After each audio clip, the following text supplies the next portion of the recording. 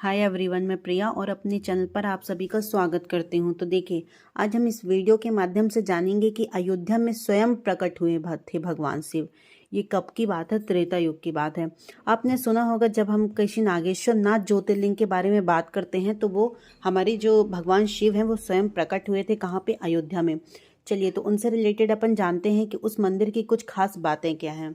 देखिए, तो भोलेनाथ की कृपा पाने के लिए जो सोमवार का दिन होता है वो बहुत ही विशेष माना गया है। आज हम आपको अयोध्या धाम में भगवान शिव के नागेश्वर नाथ मंदिर के बारे में बताने जा रहे हैं। मान्यता है कि इस मंदिर में भगवान राम के जो छोटे पुत्र थे कुश, वो ज्योतिर्लिंग को स्थापित करे थे और इसी जगह पर जो हमारे साक्षात भगवान शिव प्रकट भी हुए थे। तो चलिए, कहते हैं अयोध्या नगरी विश्व की सबसे बड़ी आध्यात्मिक नगरी का केंद्र बन गया है। इसी के साथ यह श्री राम का परम धाम भी है। कहते हैं रुद्राय मल ग्रंथ में शिव जी अयोध्या का महत्व पार्वती जी को बताते थकते ही नहीं हैं। उन्होंने स्वयं कहा है कि मैं अयोध्यापुरी को अपने मस्तक पर धारण करता हूँ।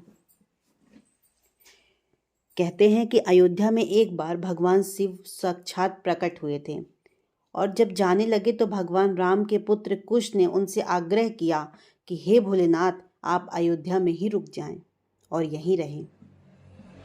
तब भगवान राम में प्रीति रखने वाले शिव आखिर कैसे श्री राम के छोटे पुत्र कुश की बात का मान न रखते। उन्होंने कुश की बात को स्वीकार कर लिया और अयोध्या में फिर वहीं पर वापस बस गए। चलिए जानते हैं कि जो भगवान शिव अयोध्या में कितनी प्रार्थना करने पर प्रकट हुए थे। सबसे पहले सरयू स्नान करते समय गिरा था कुश भगवान का बाजूबंद। यह बात त्रेता काल की है, जब भगवान राम के पुत्र कुश अयोध्या नगरी स्वर्ग द्वार, जिसका वर्तमान नाम राम की पौड़ी है, जहाँ पर सरयू तट पर स्नान कर रहे थे, उस समय उनके हाथों में बंधा जो बाजूबंद था वो नागलोक की कन्या कुमुदनी को मिल गया था और उसने यह बाजूबंद अपने पास रख लिया। काफ़ी समय प्रयास करने के बाद जब बाजूबंद कुश को नहीं मिला तो उसे इस बात का पता चला कि वह बाजूबंद नाग कन्या ने रख लिया है। इस बात पर कुश को क्रोध आ गया और संपूर्ण नागलोक के विनाश का श्राप दे दिया। कुश के क्रोध से नागलोक ने भगवान शिव की आराधना की। कैसे? श्राप से बचने के लिए नागलोक के जो अधिपति थे और कुमुदनी नाग कन्या थी, उसके जो पिता कुमुद ने भगवान शिव की आराधना की और पूरा वृतांत बताया। भगवान शिव तुरंत अयोध्या नगरी में प्रकट हुए और कुश जी से नागलोक को क्षमा दान करने का आग्रह किया। भोलेनाथ को देखकर कुश जी का क्रोध शांत हो गया और उन्होंने नागलोक का दिया हुआ अपना श्राप भोलेनाथ के कहने पर वापस ले लिया। जब भगवान शिव अयोध्या नगरी से जाने लगे तब कुश जी को महादेव से आग्रह किया कि आप ना जाएं और अयोध्या नगरी में ही वास करें। कुश जी के कहने पर भगवान शिव ने उनकी बात का मान रखा और ज्योतिर्लिंग रूप में प्रकट हो गए। नागलोक के देवता होने के कारण कुश जी ने भोलेनाथ के ज्योतिर्लिंग को नागों के साथ अर्थात नागेश्वर के नाम से संबोधित किया और अयोध्या में स्वर्ग द्वार नाम के स्थान पर उन्हें विराजित कर दिया। देखिए, नागेश्वर नाथ नाम से विख्यात हो गए थे अयोध्या में महादेव। जिस तरह भगवान शिव प्रकट हुए थे वहां पर कुश जी ने शिवलिंग स्वयं स्थापित किया। वही मंदिर अयोध्या धाम में नागेश्वर मंदिर के नाम से प्रसिद्ध हुआ। आज भी वही ज्योतिर्लिंग इस मंदिर में विराजित है। सोमवार के दिन यहाँ भक्तजन दर्शन करने आते हैं। शिवरात्रि, नाग पंचमी और सावन के दिनों जहाँ लाखों श्रद्धालुओं की भीड़ उमड़ती है, यह मंदिर श्री राम जन्मभूमि से 2 से 3 किलोमीटर की दूरी पर है। यह मंदिर उसी जगह पर है जहाँ अयोध्या दीपोत्सव कार्यक्रम का आयोजन करते हैं। भगवान नागेश्वर नाथ का दर्शन करना साक्षात महादेव के दर्शन करने के समान माना जाता है। मंदिर ब्रह्म मुहूर्त में खुल जाता है ना। अगर आप भी दर्शन करना चाहते हैं तो वो सुबह ब्रह्म मुहूर्त में मंदिर आपको खुला मिलेगा। कहते हैं नाग दोष से मुक्ति दिलाते हैं बाबा नागेश्वर। नागेश्वर ज्योतिर्लिंग गुजरात के द्वारका धाम से 17 किलोमीटर बाहरी क्षेत्र में स्थित है। नागेश्वर का अर्थ है नागों के देवता।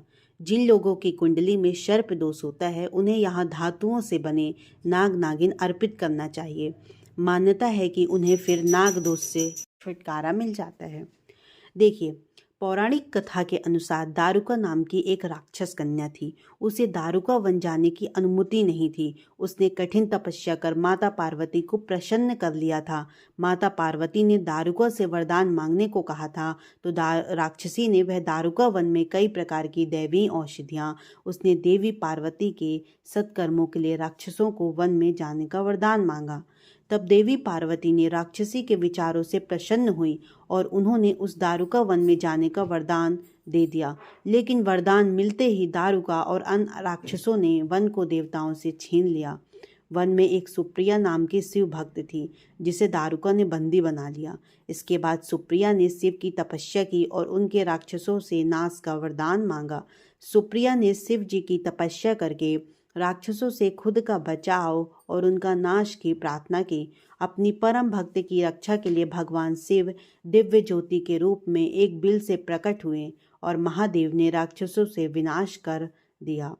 सुप्रिया ने उस ज्योतिर्लिंग का विधिवत पूजन किया और शिव जी से इस स्थान पर स्थित होने का आग्रह किया। भगवान शिव अपने भक्त का आग्रह मानकर वहीं स्थित हो गए। इस प्रकार ज्योतिर्लिंग स्वरूप भगवान शिव नागेश्वर कहला गए। यह मंदिर राजा विक्रमादित्य के शासनकाल तक बहुत ही अच्छी स्थिति में था। 1750 में जब इसका जीर्णोद्धार नवाब सफर जंग के मंत्री नवल राय द्वारा कराया गया था। शिवरात्रि का पर्व इस मंदिर पर बड़े धूमधाम से मनाया जाता है। यहाँ शिव बारात भी बड़ी महत्व में माना जाता है। शिवरात्रि के पर्व में यहाँ लाखों की संख्या में दर्शनार्थी तथा श्रद्धालु उपस्थित रहते हैं। चलिए, तो देखिए, मैंने इस वीडियो के माध्यम से आपको बताया कि जो हमारे अयोध्या में, जैसे हमारे अयोध्या में श्री राम मंदिर 22 जनवरी 2024 को मतलब आयोजित हो चुका है ना, विराजित हो गए हैं हमारे श्री राम लला की मूर्ति, बहुत ही बालकाल की मूर्ति। तो कहते हैं कि अयोध्या में स्वयं प्रकट हुए थे भगवान शिव। ये त्रेता युग की बात है, जिसको हम नागेश्वर नाथ ज्योतिर्लिंग के नाम से जानते हैं। इस मंदिर से जुड़ी जितनी खास बातें थी मैंने इस वीडियो के माध्यम से आपके साथ शेयर किया। तो देखिए, ज़्यादा से ज़्यादा लोगों तक इस वीडियो को शेयर करें ताकि उन्हें भी पता चल सके कि अगर आप अयोध्या में श्री राम लला के दर्शन करने जा रहे हैं तो वहाँ पे हमारे भगवान शिव का एक नागेश्वर नाथ ज्योतिर्लिंग भी है, वो भी आप दर्शन करके आएँ। आपके लिए बहुत ही मतलब अविस्मरणीय रहेगा आपका जो भी, अगर आप तीर्थ में हमारे ये क्या बोलते हैं अयोध्या में श्री राम लला के दर्शन करते हैं तो वहाँ पे आप ज्योतिर्लिंग के भी दर्शन कर सकते हैं। चलिए, तो ये वीडियो ज़्यादा से ज़्यादा लोगों तक शेयर करें ताकि उन्हें भी ये हिस्ट्री पता चल सके और उन्हें भी ये जो हमारे मंदिर का इतिहास है वो सभी को पता चल सके कि जहाँ पर साक्षात शिव प्रकट हुए थे हमारे अयोध्या में। चलिए, तो मेरे वीडियो को शेयर करें और हमारे चैनल को सब्सक्राइब भी करें। Thank you so much. Har Har Mahadev. जय श्री राम।